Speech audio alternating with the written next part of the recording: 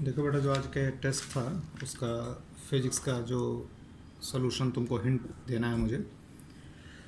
तो देखो, जो पहला क्वेश्चन था उसमें ये था कि as theta increases from 0 to 90 then value of cos theta. तो देखो, कॉस का कर्व बना लो और ये 0 से π/2 के बीच में देखो कॉस का कर्व क्या हो रहा है, डिक्रीज़ हो रहा है। ठीक है ना। तो कॉस की वैल्यू क्या करेगी, यहाँ पर डिक्रीज़ करेगी। तो इसका जो ऑप्शन था वो दूसरा वाला सही था। जैसे कर्व याद रखोगे तो आसानी से ऐसे क्वेश्चंस हो जाएंगे। जैसे मान लो ये कर्व होता है, ये कर्व किसका होता है, साइन थीटा का होता है। तो 0 से π/2 के बीच में साइन का कर्व क्या है, इंक्रीजिंग है। ठीक है। दूसरा क्वेश्चन है कि ये पैरामेट्रिक इक्वेशन दिया हुआ है, x = 4t² और y = 2t। तो इसमें पूछता है कि लोकस बताओ, लोकस ऑफ द पार्टिकल। तो देखो, लोकस ऑफ द पार्टिकल का मतलब ये होता है ना कि हमें x और y के बीच में रिलेशन निकालना है। तो उसके लिए x और y में जो कॉमन है t, उसको एलिमिनेट करना पड़ेगा। तो यहाँ y = 2t है, तो t की वैल्यू मिल जाएगी y/2, और इस t की वैल्यू को यहाँ पर रख दोगे तो देखो t की जगह पर y/2 तो क्या हो जाएगा, y²/4। तो ये रिलेशन आ गया y² = x, तो ये बन जाएगा पैराबोला। और अगर तुम ग्राफ की बात करोगे y और x में, तो y² = x का जो ग्राफ जाता है वो पैराबोला ऐसे जाता है। तो इसका जो ऑप्शन था वो तीसरा ऑप्शन सही था। क्वेश्चन नंबर 3 में जैसे स्लोप पूछा गया है, एक्चुअली वो जो स्लोप m1 m2 m3 लिख रहा है उसका एक्चुअल मतलब ग्रेडियंट से होता है, बट चलो स्लोप ही लेके चलते हैं। तो कभी भी y x का कर्व हो और तुम्हें किसी पॉइंट पर स्लोप बताना हो तो वहाँ पर टेंजेंट ड्रॉ करते हैं। तो आप 1 पर टेंजेंट ड्रॉ करिए। यहाँ पर बोल रहा है कि m1 वैल्यू है, 2 पर टेंजेंट ड्रॉ करते हैं और 3 पे टेंजेंट ड्रॉ करते हैं। तो जैसे जैसे देखो 1 पे देखो स्लोप इतना मिला एंगल, यहाँ पर ये, यहाँ पर ये, सबसे ज़्यादा कहाँ पर है, 3 वाले पर। यानी जो 3 वाले का एंगल है θ3 > θ2 > θ1 ऐसे है। यानी gradient eight m3 > m2 > m1। यानी इसका ऑप्शन क्या है, 2 है। देखो, जिसका थीटा जितना ज़्यादा उसका ग्रेडियंट उतना ज़्यादा, ठीक है ना। और यही जो m होता है इसी को हम बोलते हैं dy/dx, यानी क्या, tan थीटा। चौथा क्वेश्चन, इसमें यह था कि side of square is increasing at the rate of 0.2 cm/s। देखो, यहाँ पे स्क्वायर दिया हुआ है, इसका लेंथ l है। तो क्वेश्चन में दिया हुआ है कि dl/dt, ठीक है ना। सो साइड है किस रेट से इंक्रीज़ हो रहा है, 0.2 cm/s। तो बोलता है कि पेरीफेरी किस हिसाब से बढ़ेगा। तो पेरीफेरी मतलब p बराबर क्या हो जाएगा, 4l। तो p को t के रिस्पेक्ट में डिफ्रेंशिएट करोगे तो dp/dt, और dp/dt = क्या हो जाएगा, 4 × dl/dt। तो 4 × 0.2 यानी 0.8 cm/s। तो इसका जो ऑप्शन है वो चौथा ऑप्शन है। क्वेश्चन नंबर 5, ये जीपी का प्रॉब्लम है, ज्योमेट्रिक प्रोग्रेशन। तो इसको कैसे पता चलेगा ज्योमेट्रिक प्रोग्रेशन है, तो आगे वाले को पीछे वाले से डिवाइड करो, आगे वाले टर्म को पीछे वाले टर्म से। तो 1/4 को 1 से डिवाइड करो, 1/16 को 1/4 से डिवाइड करो। तो जो रेशियो आ रहा है वो हमेशा बराबर आ रहा है। तो इस तरह की जो सीरीज़ होती है वो ज्योमेट्रिक प्रोग्रेशन होती है। और इसका कॉमन रेशियो आर की वैल्यू 1/4, और चूँकि इनफाइनाइट है तो इनफाइनाइट टर्म का सम जो होता है that is equal to a/1 - r, और ये आप वैल्यू रख देंगे r की और ये आंसर आ जाएगा 4/3। तो ये भी कौन सा ऑप्शन था, चौथा ऑप्शन। क्वेश्चन नंबर 6 देखते हैं। देखो, क्वेश्चन नंबर 6 में थोड़ा सा इंफॉर्मेटिव टाइप का है। इसमें बोलता है कि two vectors a and b lie in a plane, another vector c lies outside this plane. तो एक बात याद रखना कि अगर सेम प्लेन की बात करें, क्वेश्चन नंबर 6, अगर हम सेम प्लेन की बात करें मतलब को प्लानर वेक्टर्स की बात करें, तो अगर उनका मैग्नीट्यूड बराबर नहीं है, अनइक्वल वेक्टर है, तो मिनिमम 3 वेक्टर्स होने चाहिए जो रिजल्टेंट 0 देंगे। और अगर डिफरेंट प्लेन में है तो मिनिमम 4 वेक्टर्स होने चाहिए, ठीक है ना। मिनिमम कितने वेक्टर्स होने चाहिए, 4 वेक्टर्स होने चाहिए। तो यानी ये 0 नहीं होगा, यानी इसका ऑप्शन क्या आएगा, 2 आएगा, ठीक है। क्वेश्चन नंबर 7 देखते हैं। देखो, क्वेश्चन नंबर 7 में ये दिया हुआ है कि vector sum of 2 forces 10 and 6 Newton can not be कौन सा नहीं हो सकता है। देखो ये बात याद रखना कि जब ऐसे वेक्टर्स ऐसा क्वेश्चन है, जैसे तुमने एक दो वेक्टर ए और बी, बीच का एंगल अगर थीटा हो, तो जो रिजल्टेंट होता है वो आप क्या लिखते हैं, A square plus B square plus 2ab cos theta. तो इसकी मैक्सिमम वैल्यू क्या होती है, ए प्लस बी, और मिनिमम वैल्यू क्या होती है, ए माइनस बी। तो जब भी दो वेक्टर का रिजल्टेंट होगा वो इसके बीच में लाई करेगा इस तरह से, मतलब जो रिजल्टेंट होगा वो आर मैक्सिमम से कम या बराबर और आर मिनिमम से ज़्यादा या बराबर। तो क्या करते हैं ना कि एक बार जोड़ दो एक बार घटा दो, जैसे जोड़ दिया 16 और एक का आ गया 6। तो कोई भी जो भी वैल्यू दी है अगर वो इसके बीच में है या इसके बराबर है तभी वो उसका रिजल्टेंट हो सकता है। तो यहाँ पे जो ऑप्शन दिया था, जैसे दिया है ना 4 न्यूटन, ठीक है ना, ओ सॉरी, ये 10 माइनस 6 बराबर क्या लिखेंगे 4, ठीक है ना। तो देखो 4 से 16 के बीच में, तो 4 न्यूटन तो 4 से 16 के बीच में आ ही गया, 4 भी आ गया, 8 भी है, 12 भी है, 2 न्यूटन। तो चौथा ऑप्शन है 2 न्यूटन। 2 न्यूटन जो है 4 और 16 के बीच में नहीं है, यानी वही ऑप्शन हो जाएगा, ठीक। यानी सातवें का ऑप्शन क्या है, 4th। और क्वेश्चन नंबर 8 जो है वो बिल्कुल सेम क्वेश्चन नंबर 7 का ही कॉन्सेप्ट है। जैसे उसमें सेट दिया है F1 F2 F3 का, 4 ऑप्शन दिया हुआ है इसमें, और बोलता है कि कौन सा जो सेट है वो इक्विलिब्रियम देगा, है ना। तो उसमें जैसे मान लो कि जैसे पहला जो दिया है, मैं चेक करने का तरीका बता दे रहा हूँ। एक दिया है 3 न्यूटन, एक दिया है 5 न्यूटन और एक दिया है 1 न्यूटन, ठीक है ना। तो यहाँ पे क्या है कि कोई भी दो ले लो, कोई भी दो लेके जोड़ दो घटा दो, वही तरीका जो ऊपर वाला बताया। तो इस मान लो ये ले लिया, दोनों को जोड़ दिया 8 और घटा दिया 2। तो देखो 2 से 8 के बीच में एक है, नहीं है, यानी ये कभी भी इक्विलिब्रियम में नहीं हो सकता। तो जो इस कंडीशन को फॉलो करेगा, है ना, जो इसके बीच में आएगा, जैसे इसमें देखो जो इसका ऑप्शन वैसे तीसरा है तो तीसरा देखो क्या क्या दिया हुआ है, ये दिया है 3, 5 और 6 का दिया हुआ है सेट। तो इन दोनों को जोड़ दो फिर घटा दो, तो 2 से 8 के बीच में 6 है, यानी यही इक्विलिब्रियम देगा, ठीक है ना। तो क्वेश्चन नंबर 7 और 8 बिल्कुल एक पैटर्न को। फिर है अगला क्वेश्चन नंबर 9। देखो डायरेक्शन कोसाइन। डायरेक्शन कोसाइन तुमको पता होगा कि अगर कोई वेक्टर एक्स आई प्लस वाई जे प्लस जेड के अगर दिया हुआ है, तो डायरेक्शन कोसाइन में कॉस अल्फ़ा जो होता है वो लिखते हैं एक्स बाई मॉड। मान लो ये वेक्टर क्या है, ए है, तो x by mod of A. Direction cosine जो अल्फ़ा है वो एक्स एक्सिस के साथ एंगल है, बीटा होगा वाई एक्सिस के साथ एंगल होगा, और जो गामा होगा वो जेड एक्सिस के साथ होगा। तो कॉस अल्फ़ा होता है x by A, cos beta है वाई के साथ है, इसलिए वाई मतलब जे का कोफिशिएंट बाई मॉड, और कॉस गामा क्या होगा, जेड बाई ए। तो ये ऑप्शन, ये आपका आंसर है, और इसका ऑप्शन जो है वो 3rd था, ठीक। क्वेश्चन नंबर 10 पे आते हैं। A plus B cross A minus B की वैल्यू पूछा है, तो क्रॉस पहले लिख लो, A cross A minus A cross B plus B cross A minus B cross B. देखो ए क्रॉस ए और बी क्रॉस बी तो 0 होगा, क्योंकि दोनों के बीच का एंगल 0 डिग्री है, और ऑप्शन मिलाना है तो ए क्रॉस बी रहने दो, और बी क्रॉस ए को हम लिख सकते हैं क्या, minus of A cross B, ठीक है ना। बी क्रॉस ए को क्या लिख सकते हैं, अगर उल्टा करके लिखना है तो माइनस लगाना पड़ेगा, ठीक। तो ये दोनों ऐड हो जाएंगे, आंसर ये आ जाएगा, और 10th का जो ऑप्शन है वो 4th है। क्वेश्चन नंबर 11 में A plus B is equal to ये दिया हुआ है, तो ये सिंपल सी बात है, तभी पॉसिबल है जब बी जो है वो नल वेक्टर है ना, और कोई तरीका नहीं है। तो इसका ऑप्शन यही होगा, और ये 2, ज़्यादा इसको एक्सप्लेन करने की ज़रूरत नहीं है। क्वेश्चन नंबर 12 देख लेते हैं। देखो इसमें सेकेंड हैंड दिया हुआ है वॉच का, जिसकी लेंथ 1 सेंटीमीटर है।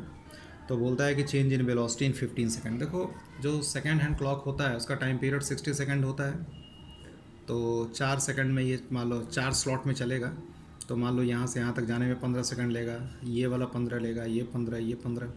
तो यहाँ से मान लो चल रहा था ऐसे, और यहाँ से यहाँ तक पहुँचा, तो वेक्टर अगर लिखते हैं तो स्पीड तो कांस्टेंट रहेगी ना उसकी। तो मान लो कि स्पीड v है, तो यहाँ वेक्टर क्या लिखोगे, vi, यहाँ क्या लिखोगे, माइनस v से। तो चेंज इन वेलोसिटी क्या आ जाएगा, final velocity vector minus initial velocity vector, और चेंज इन वेलोसिटी का मैग्नीट्यूड, इसका मैग्नीट्यूड निकालोगे v√2, और चूँकि सर्कुलर मोशन इसका टिप कर रहा है तो वो हो जाएगा r ओमेगा। r मतलब क्या होगा, जो सेकेंड हैंड वॉच है उसकी लेंथ वो 10⁻⁻² मीटर सेंटीमीटर में दिया है ना, और ओमेगा होता है 2 पाई बाई टाइम पीरियड, तो 2 pi by time period into √2 metre पर सेकंड में ये आंसर आ जाएगा। लेकिन ऑप्शन में सारा सेंटीमीटर पर सेकंड में दिया हुआ है, ठीक है ना, सेंटीमीटर पर सेकंड में दिया हुआ है, तो उसको चेंज कर लोगे तो ये आंसर आ जाएगा, और इसका ऑप्शन क्या है, 4th।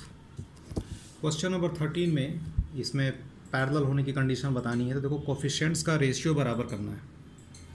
जैसे एक पहला ही ऑप्शन इसका सही भी है ना, इसका पहला ऑप्शन ही सही है।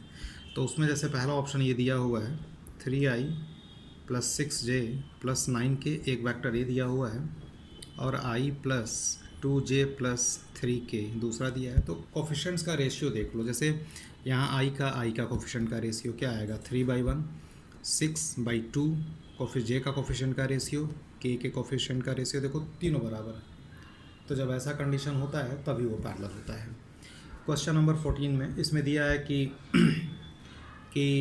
दो वेक्टर दिया है, एक i - 5j + 2k और एक दिया है 3i + 6j - 7k। तो बोल रहा है कि इसमें कौन सा वेक्टर ऐड करें चार ऑप्शन में से, कि जो वेक्टर यूनिट वेक्टर आए अलॉन्ग एक्स एक्सिस, मतलब वो रिजल्टेंट जो है इसमें कोई वेक्टर हम x ऐड करें। मान लो कोई वेक्टर तुम a ऐड कर दो इसमें, यहाँ लिख दो, तो इसको ऐड कर लो पहले, तो ये आएगा a + 4i + j - 5k, और दोनों का रिजल्टेंट जो आए unit vector along x axis आए, मतलब क्या आ जाए, i कैप आ जाए।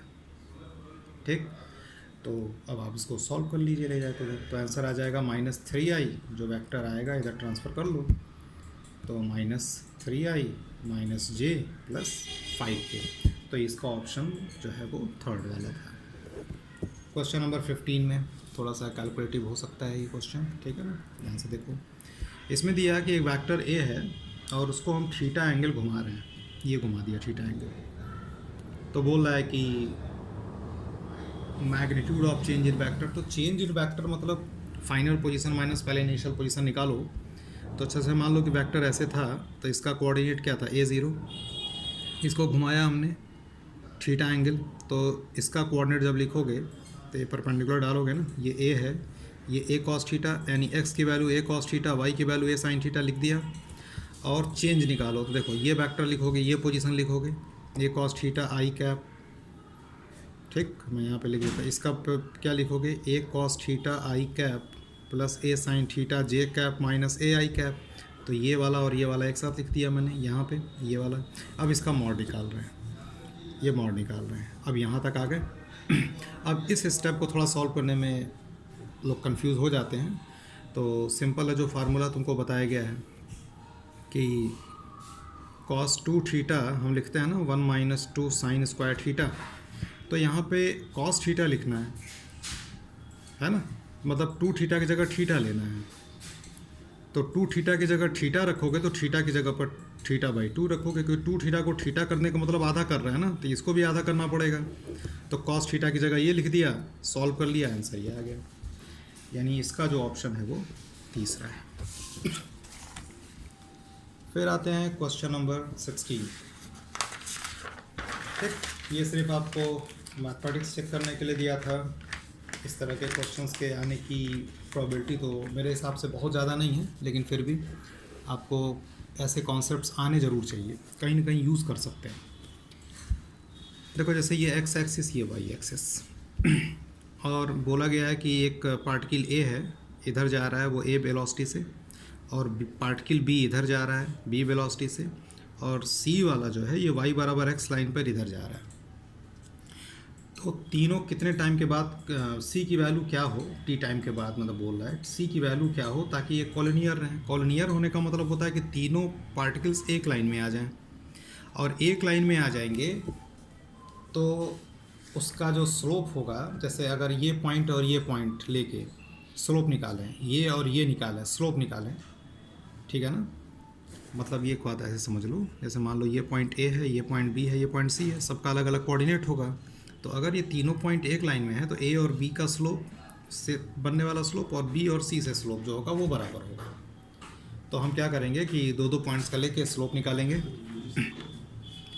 तो देखो कोऑर्डिनेट लिखना है, तो ये यहाँ से चल रहा है, तो इसका एक्स कोऑर्डिनेट 80 हो गया, वाई कोऑर्डिनेट 0 हो गया। ये टी टाइम के बाद कितना चला बी टी चला, लेकिन ये वाई पे जा रहा है तो पहले एक्स एक्सिस फिर वाई एक्सिस, और ये वाई बराबर एक्स पे जा रहा है। तो ये जब वाई बराबर एक्स पे जा रहा है तो ये एंगल 45 हो गया। तो मान लो कि सी स्पीड से जा रहा है तो टी टाइम के बाद सी टी स्पीड हो गई। अब तुम ये एक्स कोऑर्डिनेट निकाल लो तो क्या हो जाएगा, सी टी कॉस 45 और ये सी टी साइन 45। कोऑर्डिनेट मिल गया तीनों पॉइंट्स के। अब देखो इससे और इससे मिला के मैंने निकाल लिया। जैसे याद करो, अगर दो पॉइंट्स x1 y1 और x2 y2 तुम्हें पता हो तो उसका स्लोप कैसे निकालते हो, या ग्रेडियंट कह लो, तो y2 minus y1 by x2 minus x1 ऐसे ना करते हो, या x1 minus x2 sorry y1 minus y2 divided by x1 minus x2, कुछ भी लिख दो ऐसे। तो देखो इसको और इसको लेके मैंने स्लोप का ये लिख दिया, y2 minus y1 by x2 minus x1, ये लिख दिया y2 minus y1 by x2 minus x1। और फिर इसको और इसको लेके स्लोप लिख दिया मैंने, y2 minus y1 by x2 minus x1। T तो कॉमन आगे कट गया, साइन 45 कॉस 45 की वैल्यू रख दिया, और ये मैंने पूरा सॉल्व किया है। तो आंसर आपका ये आ जाएगा। प्रोसीजर आप देख लीजिएगा, कोई डाउट है तो आप आके दोबारा भी पूछ सकते हैं, कोचिंग में भी आके पूछ सकते हैं। तो ये क्वेश्चन नंबर 16 का जो है वो 4th ऑप्शन है। क्वेश्चन नंबर 17 देखो बेटा, यहाँ पर क्या दिया है कि which of the following quantities depend on the choice of orientation of the coordinate axis. ठीक है ना। तो इसमें जैसे देखो, कोई वेक्टर अगर हम कंपोनेंट लिखते हैं तो वो हमेशा ओरिएंटेशन पे डिपेंड करेगा। जैसे मान लो कि ये वेक्टर ये है और ये थीटा, इसके रिस्पेक्ट में मैं बोल रहा हूँ थीटा, तो इसका कंपोनेंट क्या लिखोगे, A cos theta I cap A sine theta J cap. और अगर ये एंगल कुछ अलग होता, थोड़ा सा हम रोटेट कर देते, मान लो एंगल क्या हो जाता थीटा नॉट, तो ये कंपोनेंट आ जाता। तो तुम देखो वेक्टर तो दोनों का सेम है, लेकिन एक्सिस कोऑर्डिनेट चेंज करने से, रेफरेंस अपना चेंज करने से कंपोनेंट्स देखो चेंज हो जा रहा है, लेकिन वेक्टर वही है। यानी वेक्टर जो इसका है वो रेफरेंस पे डिपेंड नहीं कर रहा है, समझ रहे हैं ना बात को, लेकिन जो उसका कंपोनेंट है वो डिपेंड करेगा। ठीक, तो 17 का जो है वो दूसरा ऑप्शन। क्वेश्चन नंबर 18 देखो, 18 में दिया हुआ है कि क्रॉस बी 0, तो अगर दो वेक्टर का क्रॉस प्रोडक्ट 0 है, यानी दोनों एक दूसरे के पैरेलल हैं, तो ये पैरेलल बना दिया। बी क्रॉस सी 0 मतलब बी और सी भी पैरेलल हैं, तो ए क्रॉस सी की वैल्यू पूछा था, तो ए और सी भी दोनों पैरेलल ही होंगे, है ना, पैरेलल होंगे। अब ये ए इधर या सी इधर भी हो सकता है, लेकिन रहेंगे तो पैरेलल ही, तो ए क्रॉस सी क्या हो जाएगा 0, यानी 18th का ऑप्शन क्या है, 2 ऑप्शन है।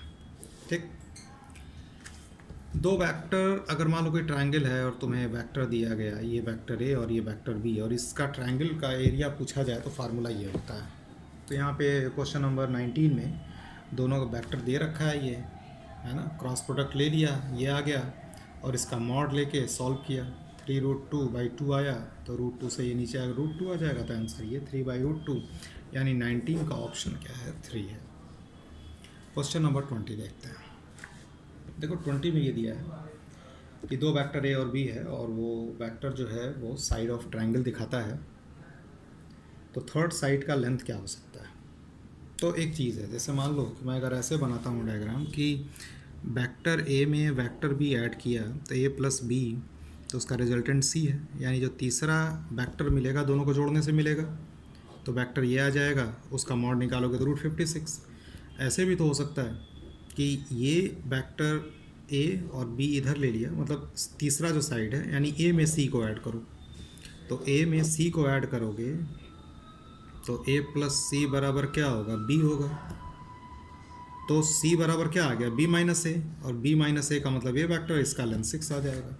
तो ये दोनों पॉसिबिलिटी है। अगर मैं ऐसे करूँ, ये ए में सी ऐड करूँ, तो ए में सी को ऐड करने से बी मिलेगा तुम्हें, ठीक, तो थर्ड साइड यही बचा ना, ए और बी तो पता ही था, तो यहाँ पर सी बराबर बी माइनस ए आ जाएगा, और बी माइनस ए आएगा, और उसका मॉड्स क्या आ जाएगा, 6 आ जाएगा।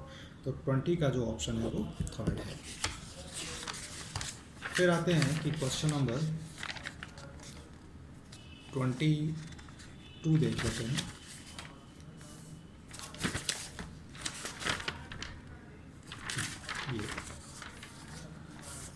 सॉरी 21 22 नहीं 21, देखो 21 ही देख लेते हैं पहले।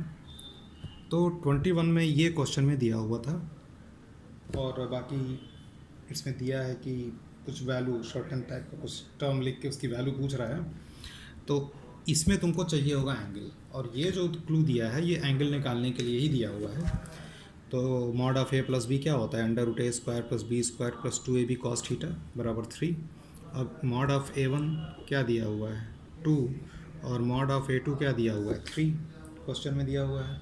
वैल्यू रखा हमने और कॉस थीटा की वैल्यू निकाल लिया। ठीक है, फिर वो पूछता है कि इस टर्म की वैल्यू पूछ रहा है क्या होगा।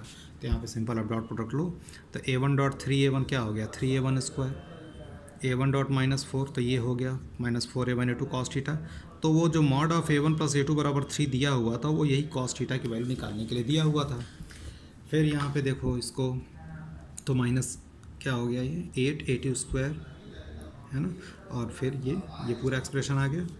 सॉल्व करके वैल्यू आप रख दीजिए इसमें, A1 की वैल्यू रख दो, mod of A1 A2 cos theta की वैल्यू ये आएगा -64। लेकिन ये मॉड की वैल्यू पूछ रहा है, ये एक्चुअली इसकी वैल्यू आई है -64, तो इसका मॉड पूछ रहा है। तो -64 का मॉड क्या हो जाता है 64 हो जाता है ना। यानी क्वेश्चन नंबर 21 का जो ऑप्शन है वो 1 है। ठीक, क्वेश्चन नंबर 22 में अच्छा क्वेश्चन है। देखो इसमें बोला है क्वेश्चन में कि x component of a and y component of a दे रखा है, यानी ax और ay दे रखा है। फिर बोलता है कि mod a plus B X Y component of a plus B. तो अगर मान लो कि मैं वेक्टर a बोलता हूँ कि ये ax प्लस ay है, और b जो है वो क्या है bx प्लस by है, या इसको हम ax i cap plus ay j cap और bx i cap by j cap भी समझ सकते हैं ना ऐसे। तो ax की वैल्यू 4, ay की वैल्यू 6, तो a और b का जो x वाला कंपोनेंट होगा वो तो ax प्लस bx होगा। तो ax प्लस bx की वैल्यू 10 है, ax यहाँ पे रख दो तो bx आ गया। सिमिलरली a प्लस b की y कंपोनेंट की वैल्यू दे रखा है, ठीक है ना। तो ay प्लस बी वाई बराबर क्या है 9, तो बी वाई की वैल्यू क्या है 3। तो वेक्टर तुम्हें ये मिल गया, इसका मॉड निकाल लो, √5 आ जाएगा। तो क्वेश्चन नंबर 22 का ऑप्शन जो है वो 3 है। ठीक है, क्वेश्चन नंबर 23 पे आते हैं। क्वेश्चन नंबर 23 में बोला है कि रेगुलर हेक्सागन है ऐसे, और इसके अलॉन्ग 1 न्यूटन का फोर्स, इसके अलॉन्ग 2 न्यूटन 3 न्यूटन 4 5 6 ऐसे लगा हुआ है। तो एक तो तरीका ये होता है कि तुम सबका वेक्टर लिख लो, जैसे ये लिखोगे आई कैप, इसको लिखना होगा तो क्या लिखोगे जैसे ये 120 होता है तो 60, 2 cos 60 आई कैप 2 sin 60 जे कैप, सबका वेक्टर अलग अलग लिख के और जोड़ दो। एक तो तरीका ये है। दूसरा जो हम कर सकते हैं सीधे सीधे, देखो ये 1 ये 4, देखो अपोजिट है ना, तो 4 इधर है 1 इधर है, तो 4 और 1 का रिजल्टेंट इधर आएगा 3। ठीक, फिर ये देखो 5 है 2 है, ये भी दोनों पैरेलल और अपोजिट है, तो 5 में से 2 गया क्या आ गया 3, अपोजिट है तो घट जाएगा ना, तो ऐसे आ जाएगा 3। और फिर ये 6 और 3 है, ये भी अपोजिट है तो इसका रिजल्टेंट इधर आएगा, तो 3 3 3। अब हम क्या करते हैं कि पहले इसका रिजल्टेंट निकाल लेते हैं। तो देखो इसका और इसका रिजल्टेंट ये आ गया, ठीक है ना, और ये एंगल 120 है, मतलब ये वाला जो एंगल होगा वो 120 होगा। तो ये जो है ये 3 आगे बढ़ाओ और ये 3 आगे बढ़ाओ, तो ये जो है 120 है तो ये एंगल 60 डिग्री, यानी दोनों का रिजल्टेंट ऐसे 20 से जाएगा। ये कितना आएगा 3√3 आएगा, ठीक है। और ये जो वेक्टर है और ये जो वेक्टर है ये वाला आया 3√3 और ये वाला 3 है, तो ये और ये दोनों एक दूसरे से 90 डिग्री पे हैं। ये तो आप समझ सकते हैं, ये 120 है 30, तो ये तो 90 ही होगा ना। तो 3√30 और 3 और 2 वेक्टर के बीच का एंगल अगर 90 हो तो दोनों का कैसे निकालते हैं, √a square plus b square. तो इसका स्क्वायर कितना आया 27 और इसका कितना आया 9, मतलब √36 मतलब क्या आ गया 6। तो ये दोनों मेथड है करने का, ये तो डायग्राम ड्रॉ करके कर लिया, या फिर इसको ऐसे तुम लिखते आई कैप, इसका आप लिखते 2 cos 60 आई कैप, इसका क्या लिखते 2 sin 60 जे कैप, फिर इसका कंपोनेंट लेते, ये तो सीधे -4i, फिर इसका कंपोनेंट लेते, सबको वेक्टर फॉर्म में लिख के तब सॉल्व करते। वेक्टर लिख के जोड़ते, आई और जे अलग अलग आता, दोनों का मैग्नीट्यूड निकाल लेते फिर। तो दोनों मेथड हो सकता है। तो क्वेश्चन नंबर 23 का ऑप्शन जो है वो 4th है। ठीक है। क्वेश्चन नंबर 24 देखो 24 में ये दिया हुआ है कि जैसे एनर्जी देखो क्या होती है, फोर्स इंटू डिस्प्लेसमेंट। तो तुम लिखोगे ना कि ये न्यूटन, और ये क्या लिखोगे, इंटू मीटर। तो बोला कि लेंथ और फोर्स की यूनिट 4 गुना बढ़ा दी गई। तो लेंथ की यूनिट 4 गुना बढ़ाओ, इसकी भी 4 गुना बढ़ाओ, तो 4 इंटू 4 क्या हो गया, 16। तो इज़ इंक्रीज बाई 16 टाइम्स हो जाएगी। ठीक है ना। तो 24 में कोई डाउट नहीं है, एकदम सही क्वेश्चन है ये। तो 24 का ऑप्शन जो है वो दूसरा वाला। अब आते हैं 25। देखो ये जो 25 है, ये एक यूनिट को दूसरी यूनिट में कन्वर्जन का काम है ये। तो याद करो, तुमने पढ़ा होगा डायमेंशन में कि n1 u1 बराबर होता है n2 u2। Numerical value into unit value ये कांस्टेंट होता है, तो n1 u1 बराबर n2 u2। ये एक सिस्टम है, दूसरा सिस्टम है, वही काम करना है। अब जैसे ओल्ड सिस्टम में डेंसिटी की वैल्यू दिया है 8 ग्राम पर सेंटीमीटर क्यूब, और न्यू वाले में न्यूमेरिकल वैल्यू पूछ रहा है, तो न्यू ये न्यूमेरिकल वैल्यू हो जाएगा। और ग्राम की जगह पे क्वेश्चन में लिखा है कि उसका यूनिट जो है, मास जो है वो 20 ग्राम कर दे रहा है। तो जो ग्राम की यूनिट है वो 20 ग्राम कर दिया, ग्राम की जगह 20 ग्राम लिख दिया, और सेंटीमीटर की जगह 5 सेंटीमीटर लिख दिया, तो 125 सेंटीमीटर क्यूब।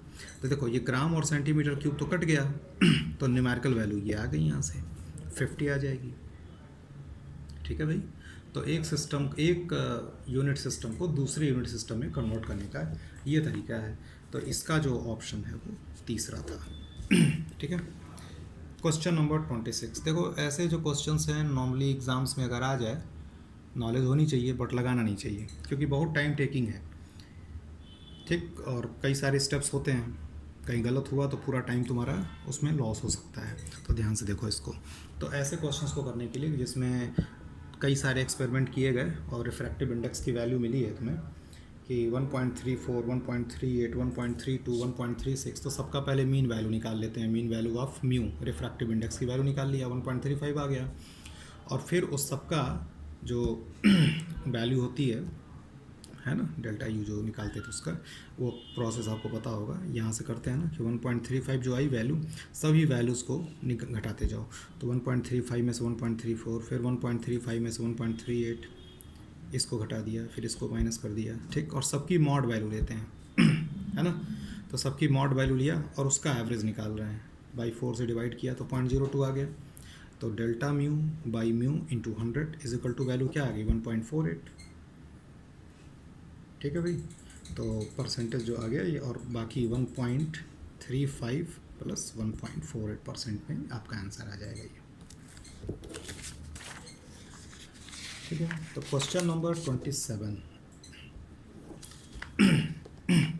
ठीक है। इसमें ये वैल्यू जो था डेल्टा डी बाई डी, ये 2 था, सॉरी डेल्टा डी बाई 2 था, और ये डेल्टा सी बाई सी 4 था। ठीक है ना। तो जैसे फार्मूला लिखा ना आपने, delta X by X is equal to 3 delta A by A plus 2 delta B by B. Formula लिखने आता ही होगा, डेल्टा डी बाई डी, और इसके ऊपर पावर 1/2 है, तो 1/2 डेल्टा सी बाई सी। तो वैल्यू रख दो। डेल्टा ए बाई ए की वैल्यू क्या है, 1। डेल्टा बी बाई बी की वैल्यू क्या है, 3। डेल्टा डी बाई डी की, सॉरी डेल्टा डी पहले लिख दिया है, तो सी का पहले लिख लो। तो 1/2 डेल्टा सी बाई सी, तो सी का क्या है 4, और डेल्टा डी बाई डी में 2 है। ठीक है। इसको जोड़ के देख लो क्या आ रहा है आंसर। ठीक, 13% आ रहा है ये कुछ। 3 + 6 + 3 + 6 + 2 + 2, ये आ जाएगा आंसर 13%। तो आज करेक्शन भी करा दिया गया था क्लास में। ठीक है ना। देखो कभी भी तुम्हें एरर का फार्मूला लिखना हो, जैसे एक मैं छोटा सा पॉइंट तुम्हें दे रहा हूँ। जैसे मान लो कि तुम्हें लिखना हो z इज इक्वल टू दे दिया x⁻p बाई y⁻q। तो इसको ऐसे लिखते हैं, अगर delta z by Z is equal to, तो जो पावर है उसको मल्टीप्लाई करके p delta x by X plus q delta y upon y। तो ये तो रिलेटिव एरर होता है सारा, delta x by X delta y by y। अब परसेंटेज लेना हो तो दोनों तरफ 100 से मल्टीप्लाई कर दो, इंटू 100, तो ये परसेंटेज एरर आ जाएगी। ठीक। तो जो 27 का ऑप्शन था वो दूसरा वाला ऑप्शन सही था। देखो ये 28 में पूछ रहा है कि एल बाई आर का डायमेंशन क्या होगा। तो ये एल बाई आर का डायमेंशन अब अलग अलग रखने के बजाय कोई फार्मूला याद करो जिसमें ये एक साथ आता हो। तो ये फार्मूला आपने देखा होगा डीके ऑफ करंट वाला, I is equal to I naught E to the power minus R T by L. और एक बात याद रखना कि ई के ऊपर कुछ भी होगा तो ये हमेशा डायमेंशन लेस होगा, यानी ये जो आर टी बाई एल है ये डायमेंशन लेस होना चाहिए। और डायमेंशन लेस कब होगा? जब टाइम का अपोजिट हो, यानी आर बाई एल की वैल्यू क्या होनी चाहिए? आर बाई एल की वैल्यू 1/t होनी चाहिए। तो आर बाई एल की जगह जब 1/t रखोगे तो टी टी कैंसिल, यानी कांस्टेंट आ जाएगा कोई, मतलब कांस्टेंट मतलब वन टाइप का नंबर आ जाएगा वो। तो आर बाई एल का डायमेंशन क्या है? 1/t। लेकिन क्वेश्चन में क्या पूछा है? L by R. हाँ, एल बाई आर पूछा हुआ है, तो एल बाई आर का मतलब वो उल्टा केवल टी आ जाएगा। तो उसका क्या आ जाएगा option? M to the power 0, L to the power 0, T to the power N आ जाएगा। ठीक है ना, यानी 28 का ऑप्शन जो है वो दूसरा वाला है। देखो सेम उसी पैटर्न पे फिर ये ई की एक्सपोनेंशियल फॉर्म ना, एक्सपोनेंशियल का मतलब ई होता है। ई के ऊपर पावर कितना है? अल्फ़ा टी स्क्वायर है। तो अल्फ़ा टी स्क्वायर है तो अब अल्फ़ा की वैल्यू क्या रखें ताकि ये पूरा का पूरा डायमेंशन लेस हो जाए, यानी कोई नंबर मिलने लगे। तो अल्फ़ा की जगह क्या रखना पड़ेगा? 1/t स्क्वायर, ये रख दिया। तो अल्फ़ा का क्या आ जाएगा? टी टू द पावर -2, यानी m0 l0 T to the power -2। यानी 29th का जो ऑप्शन है, हाँ 29th का ऑप्शन है वो है 2। Question number 30, x is equal to A Y plus B ten C Z. तो पहली बात ये है कि टेन के आगे तो कोई एंगल होगा ना, तो एंगल का तो डायमेंशन कुछ होता नहीं है, वो तो डायमेंशन लेस होगा। यानी c इंटू जेड बराबर मैंने 1 मान लिया, तो c की वैल्यू z-1। दूसरा चीज़, जैसे ये बोलते हैं ना कि अगर a is equal to B plus C है, तो जो डायमेंशन a का होगा वही डायमेंशन b का वही c का, यानी a का dimension is equal to b का dimension is equal to c का डायमेंशन। तो उस कॉन्सेप्ट से x का जो डायमेंशन होगा वो ए वाई के बराबर होगा, और x का जो डायमेंशन है वो b के बराबर होगा ना, क्योंकि ये का तो इसका तो कोई डायमेंशन है नहीं। तो जो x का डायमेंशन है वही b के बराबर, तो x का डायमेंशन b के बराबर, तो x की जगह b रख दिया, तो y की वैल्यू क्या आ गई? b वाई है। तो सारा तुमने पॉसिबिलिटी देख लिया, अब इसमें से मिला लो कि कौन सा ऑप्शन सही है ना। तो जो 30 का जो ऑप्शन है, पूछा क्या है कि do not have the same dimension, तो आप देख लेंगे उसको। तो 30 का जो ऑप्शन है वो 4th है। देखो ये तो सेम है, ये मिल गया तुम्हें, है ना। तो x और a का जो आंसर है कि x और a का सेम नहीं है, तो सिंपल सी बात है भाई, x बराबर ए वाई है, तो x का डायमेंशन तो ए वाई के डायमेंशन के बराबर होगा ना, तो x का डायमेंशन तो a के बराबर हो ही नहीं सकता कभी। तो 30 का ऑप्शन क्या है? 4 है। क्वेश्चन नंबर 31, देखो इसको तो करने का तरीका ये है कि वो जो फार्मूला दिया हुआ है उसको मैंने स्क्वायर किया, जो p/2l, p तो नंबर होता है, p/2l जो लिखा है फार्मूले में, p तो नंबर होता है, नंबर ऑफ नंबर का कोई डायमेंशन होता नहीं है। दोनों तरफ स्क्वायर करके m की वैल्यू, इसमें m नहीं सॉरी म्यू दिया हुआ है, तो म्यू की वैल्यू ये आ जाएगी। और तुम फोर्स का डायमेंशन फार्मूला पता है, फ्रीक्वेंसी का मतलब 1/टाइम होता है, तो ये t⁻², l का लेंथ करके सॉल्व कर लेंगे। और वैसे अगर फार्मूला देखो तो ये जो वेव में फार्मूला आता था string fixed at both ends या string fixed at one end का, तो इसके अकॉर्डिंग जो म्यू होता है वो होता है मास पर यूनिट लेंथ। मास पर यूनिट लेंथ का मतलब ये, तो ml-1 सीधे आंसर आ जाएगा। या तो आप ऐसे डायमेंशन निकालिए, स्क्वायर किया था उसको, है ना, दोनों तरफ स्क्वायर करके म्यू की वैल्यू आ जाएगी यहाँ से। तो 31 का जो ऑप्शन है वो तीसरा ऑप्शन है। ठीक है। क्वेश्चन नंबर 32, देखो 32 में ये दिया हुआ है कि m is equal to m0/√1 - v²। देखो m और m0 तो मास है, ठीक है ना। और अब होना क्या चाहिए कि अगर इधर का डायमेंशन और इधर का डायमेंशन तुम बराबर चाहते हो, तो m तो ये तो है ही ना, यानी ये वाला जो अंदर वाला चीज़ है 1 - v², ये तो डायमेंशन लेस होना चाहिए। और 1 में से v² माइनस किया गया, और वैसे भी समझ रहे हो कि 1 जो है ये डायमेंशन लेस है ही, तो v² भी तो डायमेंशन लेस होना ही चाहिए, क्योंकि a में तुम b ऐड करो या a b में, तो जो a का डायमेंशन होना चाहिए वही b का। जब भी दो को तुम जोड़ते हो या घटाते हो तो दोनों का डायमेंशन बराबर होना चाहिए। तो a में b ऐड करो या a में से b माइनस करो। तो 1 में से देखो v² को माइनस किया गया है, 1 डायमेंशन लेस है तो v² भी डायमेंशन लेस है। तो अब ये डायमेंशनलेस करने के लिए इसके नीचे वी स्क्वायर के नीचे क्या लिखना पड़ेगा, उसी सेम टाइप का कुछ क्वांटिटी स्क्वायर करके लिखना पड़ेगा, तो वही सी स्क्वायर की पोजीशन हो जाएगी, यानी इसका ऑप्शन चौथा हो जाएगा। Question number 33। देखो ये तो पूछा गया कि इसका डायमेंशन सेम नहीं होगा, तो वो आप इसमें जो तीसरा ऑप्शन है वो सही है, आप मिला सकते हैं डायमेंशन। जैसे टॉर्क और वर्क है, तो टॉर्क का भी फोर्स इंटू परपेंडिकुलर डिस्टेंस लेते थे, वर्क में फोर्स इंटू डिस्प्लेसमेंट होता है, तो दोनों का यूनिट मीटर मीटर लिख सकते हैं। तो इस तरह से डायमेंशन आप देख सकते हैं इसका, है ना। तो इसको एक्सप्लेन करने की कोई ज़रूरत नहीं है। 34 सिग्निफिकेंट फिगर्स का जो है केस, तो 4000 मीटर इसका आंसर है ना, क्योंकि इसके पास सबसे ज़्यादा सिग्निफिकेंट फिगर्स 4 है, ठीक है ना। तो इसका जो ऑप्शन था क्वेश्चन नंबर 34 का ऑप्शन जो है वो 1 है। 34 का ऑप्शन जो है वो 1 है। फिर आते हैं 35, ठीक है ना। अब 35 वाला जो क्वेश्चन है, कुछ लोगों को हो सकता है कि ये लेंदी लग जाए, क्योंकि सबका डायमेंशन लिखना पड़ेगा। जैसे ये एनर्जी है, तो एनर्जी का फोर्स इंटू डिस्टेंस, तो फोर्स का ML_T-2 इंटू एल आ गया, ये आ गया। जे स्क्वायर एंगुलर मोमेंटम का क्या होता है भाई, MVR, तो ML²T-1 का स्क्वायर, सबकी वैल्यू रख के तुमको सॉल्व करना पड़ेगा, ये आ जाएगा। अब ये आ गया M0 L0 T0, यानी डायमेंशनलेस। तो जो चारों ऑप्शन दिया है एंगल, लेंथ, मास, टाइम में, केवल एंगल ही होता है जो डायमेंशनलेस हो सकता है, यानी 35 का जो 1 है इसका ऑप्शन हो जाएगा। 36 जो बेस्ड है क्वेश्चन, ये आपको बस यूनिट्स मैच करानी थी। तो जैसे अब कैपेसिटेंस है, इसका ऑप्शन वैसे दूसरा है ना। अब कैपेसिटेंस है, तो अगर इसका तुम यूनिट देखो तो जैसे कुलॉम स्क्वायर ऐसे आ रहा था, तो जो फार्मूला होता है ना, U बराबर Q²/2C, तो C की वैल्यू क्या हो जाएगी, Q²/2 ही हो जाएगी, ठीक। तो Coulomb square by joule inverse ऊपर चला जाएगा। तो इस तरह से यूनिट्स आप देख सकते हैं, ठीक है। 36 का ऑप्शन 2 होगा।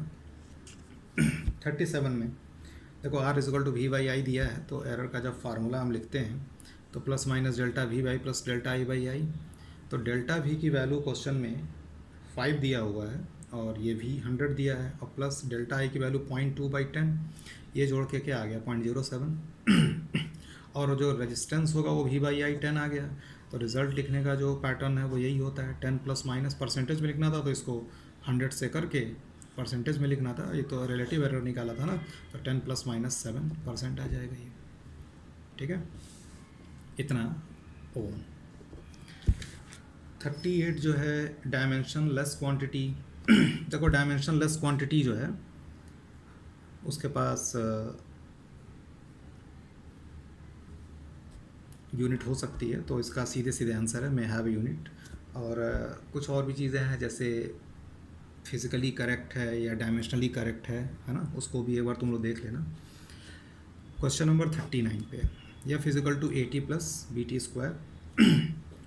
तो इसमें तो वही है ना, डायमेंशन ऑफ है physical to dimension of AT, भी बताया था। अगर A=B प्लस C हो, तो dimension of A = dimension of B बराबर डायमेंशन ऑफ C। तो या फिजिकल टू AT, तो A की वैल्यू F/T, फॉर डायमेंशन लिखो, T का डायमेंशन लिखो, A का आ गया। ऐसी सिमिलर पैटर्न पे या फिजिकल टू BT², ठीक। तो 39 का जो ऑप्शन है वो 1 आ गया। देखो इसमें कुछ डेफिनेशन पर बेस्ड है, ये कुछ प्रैक्टिकल टाइप का क्वेश्चन था ये। जैसे लीस्ट काउंट जो होता है 1 main scale division -1 vernier scale division होता है। तो जो इसका पैटर्न है लगाने का, कि जो n scale vernier scale division है वो n-1 के बराबर है, क्वेश्चन में दिया हुआ है। तो 1 वर्नियर स्केल डिवीज़न ये आ गया, तो list count 1 MSD -1 VSD minus कर दिया। तो ये जो आया, चूँकि ये बोला ना 1 डिवीज़न रिप्रेजेंट्स 1 mm, तो ये जो आएगा अभी mm में आएगा, लेकिन आंसर में सेंटीमीटर में पूछा है, तो 10 से डिवाइड करेंगे तो सेंटीमीटर में आएगा, ठीक। तो मेन तुम्हें ये लिस्ट काउंट का जो डेफिनेशन है वो पता होना चाहिए था, कि 1 मैन स्केल डिवीज़न की जो वैल्यू होती है और 1 वर्नियर स्केल डिवीज़न की वैल्यू होती है, दोनों का डिफरेंस जो होता है वो लिस्ट काउंट होता है, ठीक है ना। तो 40 का ऑप्शन जो है वो तीसरा वाला ऑप्शन है।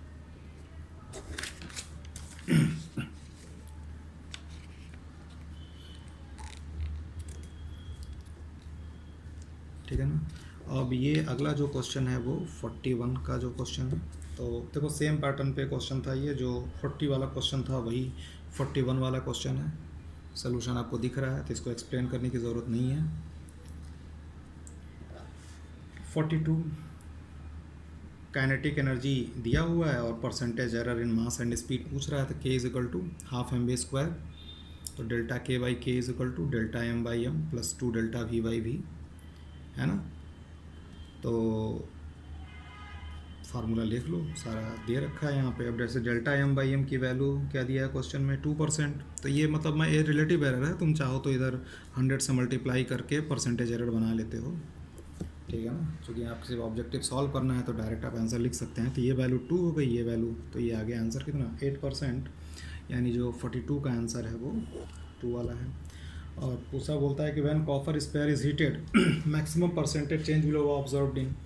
सिंपल है जैसे तुम सरफेस एरिया की बात करोगे तो 4 पाई आर स्क्वायर होगा, तो अगर सरफेस एरिया में निकालोगे डेल्टा एस बाई एस तो आएगा 2 डेल्टा आर बाई आर, तो डेल्टा आर बाई आर की जो वैल्यू है और 2 से मल्टीप्लाई करोगे, वॉल्यूम का करोगे तो 3 से मल्टीप्लाई होगा, तो सबसे ज़्यादा चेंज किस में होगा, वॉल्यूम में होगा, यानी 43 का जो है वो थर्ड ऑप्शन है। ये क्वेश्चन दिया है कि mu is equal to A plus B by lambda square और म्यू होता है dimensionless quantity C by V, ठीक है। तो ये तो डायमेंशन लेस है, तो अब ये डायमेंशन लेस है तो ये भी डायमेंशन लेस होना चाहिए और ये भी डायमेंशन लेस होना चाहिए। तो b by lambda square dimension less होने के लिए b का, अब लैम्डा होता है लेंथ, मतलब वेवलेंथ है लेकिन है तो लेंथ ही ना, तो b बाई क्या लिखोगे एल स्क्वायर, तो b का भी क्या होना चाहिए एल स्क्वायर, तभी तो एल स्क्वायर कट के ये एक कांस्टेंट बनेगा, नंबर कोई बनेगा, तो एल स्क्वायर और एल स्क्वायर हो गया, यानी एल स्क्वायर किसका यूनिट हो सकता है, एरिया का, लेंथ इंटू लेंथ, ठीक है। तो इसका जो ऑप्शन हो जाएगा 44 का, वो भी कैसे कौन सा ऑप्शन है, थर्ड ऑप्शन। जो लास्ट क्वेश्चन है 45, ठीक है ना। तो देखो अगर इसका कैलकुलेशन में टाइम लग सकता है एग्ज़ाम में, तो एग्ज़ाम में थोड़ा ये समझना चाहिए कि कौन सा क्वेश्चन तुम्हें पिकअप करना है और कौन सा क्वेश्चन छोड़ देना है, ये समझना सबसे ज़्यादा ज़रूरी होता है। चीज़ें कभी कभी क्वेश्चन आसान लगते हैं बट वो टाइम ज़्यादा ले लेते हैं, ठीक है ना। तो जैसे वो e⁵ वाला जो था डायमेंशन वाला, है ना, वहाँ पर भी टाइम ज़्यादा लग सकता था, इसमें भी लग सकता है, लेकिन प्रैक्टिस तो आपको करनी ही है। तो जैसे ई और बी है, ई क्रॉस बी का पूछ रहा है तो ई बी साइन थीटा होगा। अब थीटा का तो कुछ डायमेंशन, अच्छा देखो अभी एक मैसेज आया था कि 38 वाला जो क्वेश्चन था डायमेंशन लेस क्वांटिटी जो था may have a unit, question number 38, तो वही बात है कि जैसे थीटा जो है उसका डायमेंशन नहीं है लेकिन फिर भी उसकी यूनिट तो लिखते ही है ना, रेडियन लिखते हैं ना, तो इस तरह का एक एग्जांपल लेके उसको हम 38 को हम जस्टिफाई कर सकते हैं, ठीक है। तो और 45 पे आ जाओ, तो ई क्रॉस बी क्या लिखोगे, ई बी साइन थीटा, तो ई बी साइन थीटा जो है, अब साइन थीटा का तो कुछ लिखेंगे नहीं, तो ई और बी का केवल लिखेंगे। तो एफ बराबर क्यू ई पता होगा सबको फार्मूला, क्यू चार्ज को इलेक्ट्रिक फील्ड में रखा जाए तो फोर्स क्या होता है क्यू ई, और कोई चार्ज क्यू वी स्पीड से मैग्नेटिक फील्ड बी में मूव करता है तो एफ बराबर क्यू वी वी होता है। तो बेटा हमने ई की वैल्यू रख दिया एफ बाई क्यू और बी की वैल्यू रख दिया एफ बाई क्यू बी, और बस अलग अलग वैल्यू रख लो तुम। फोर्स का M L T minus two सबको याद ही रहता है ना, शुरुआत ही इसी से होती है, A B M L T minus two. Q जो होता है क्यू बराबर आई टी लिखते हो, तो आई का क्या एम्पियर, टी का टाइम, तो ए टी लिख दिया, L T minus one solve कर लिया ये, ठीक है। और 45 का जो ऑप्शन है वो दूसरा ऑप्शन है, ठीक। इतना मैंने सोल्यूशन तुम्हें प्रोवाइड किया, इसके बाद कोई डाउट हो तुम क्वेश्चन पे आके पूछ सकते हो, है ना, या मेरे नंबर पे कॉल करके पूछ सकते हो, ठीक है ना। चलो बेटा अगला टेस्ट की तैयारी करो अच्छे से, बेहतर प्रैक्टिस करो और अच्छा गेन करो।